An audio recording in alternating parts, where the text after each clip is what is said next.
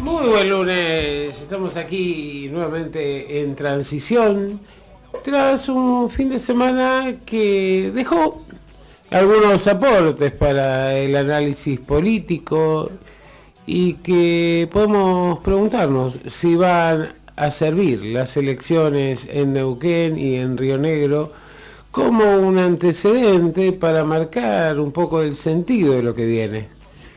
En el caso de Río Negro no hubo sorpresas. El senador Berelinek se impuso, volverá a la gobernación después de la experiencia fallida de Arabela Carreras, que fue postulada por Berelinek hace 4 años y que tomó un curso de acción que pocos podrían definir como satisfactorio. Para retomar la victoria con un porcentaje de votos muy inferior al que supo tener en su momento, Berelinek hizo una alianza con un sector de radicalismo, con otros espacios políticos, y ahora la gran pregunta es cómo va a poder gestionar con una minoría con la que va a contar en la legislatura provincial. Pero de hecho ahí vemos una primera derrota de un oficialismo en la provincia de Río Negro. Bien digo, la segunda fue la elección en Neuquén. La semana pasada lo teníamos aquí a Dai Rubio contando la posibilidad de que se diera un batacazo y que por primera vez, después de 60 años de existencia, el movimiento popular neuquino fuera derrotado. El batacazo se produjo, un dirigente histórico del movimiento popular neuquino tomó distancia, se peleó con Zapag, el líder histórico, con el gobernador actual, articuló un espacio heterogéneo donde participaron miembros y cuadros de distintos espacios políticos, desde algunas líneas internas del PRO hasta el cristinismo, pasando por alguna agrupación que adscribe a Javier Milei a nivel nacional. Obtuvo una victoria clara, aunque, digamos, también vamos a ver un problema de mayorías en la legislatura, ya que no fue plebiscitaria. Pero de todas maneras, aquí vemos una segunda derrota de un oficialismo, algo que ha sido bastante común a nivel universal después de la pandemia, y que en nuestro país deja algunas enseñanzas. Primero porque en ninguna de las dos elecciones hubo participación de la Libertad Avanza de Javier Milei. Milei tampoco tiene un peso significativo en Córdoba, en las provincias del NOA, ni del NEA.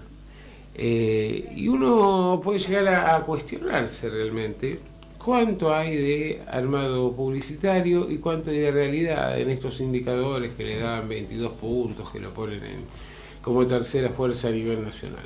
Evidentemente, sabemos que en algunas provincias, el caso de Santa Fe, o sobre todo el caso del conurbano, la capital, evidentemente Milei suma a partir de lo que ha sido las consecuencias de la pandemia, los altos indicadores de pobreza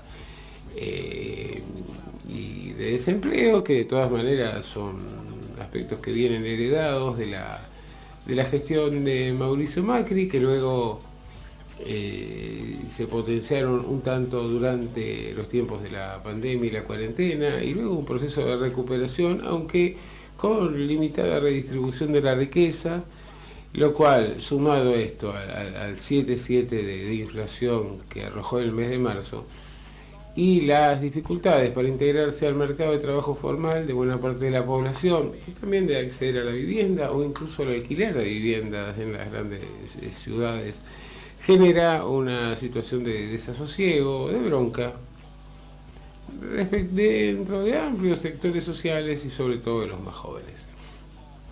Milei ha dejado de crecer en la capital, Milei sigue manteniendo su ciclo ascendente en algunos municipios, sobre todo los más pobres de los conurbanos próximos a la capital federal, pero evidentemente no parece ser, por suerte para todos nosotros, que el gas le alcance como para aspirar a la presidencia.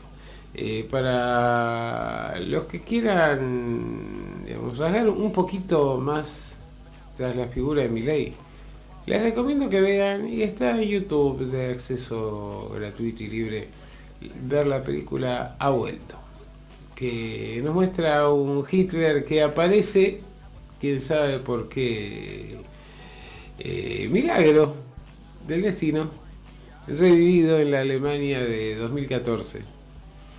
Y escuchen ese discurso, esos discursos de Hitler en esa Alemania del 2014 y luego compárenlos con los de Javier Milei.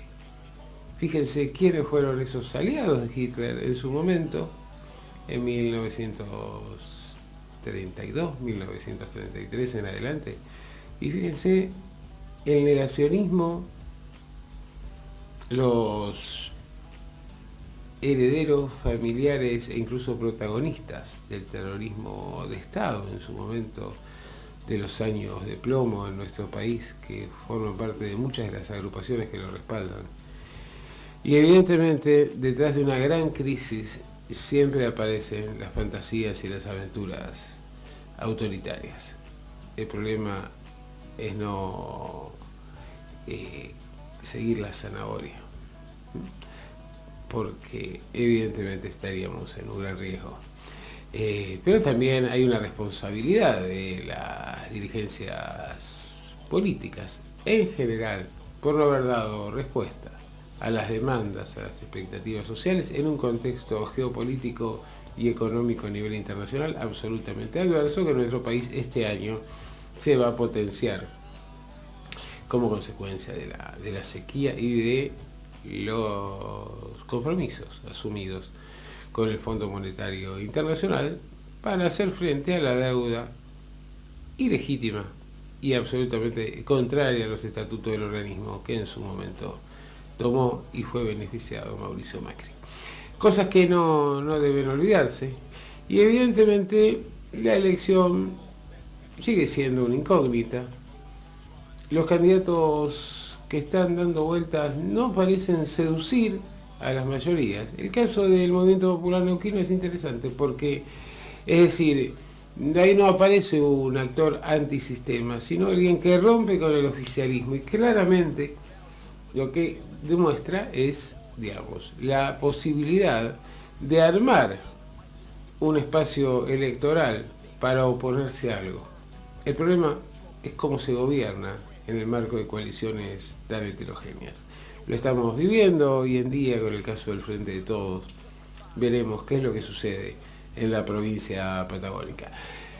Esto es En Transición, y después de una breve pausa vamos a comenzar con nuestras entrevistas.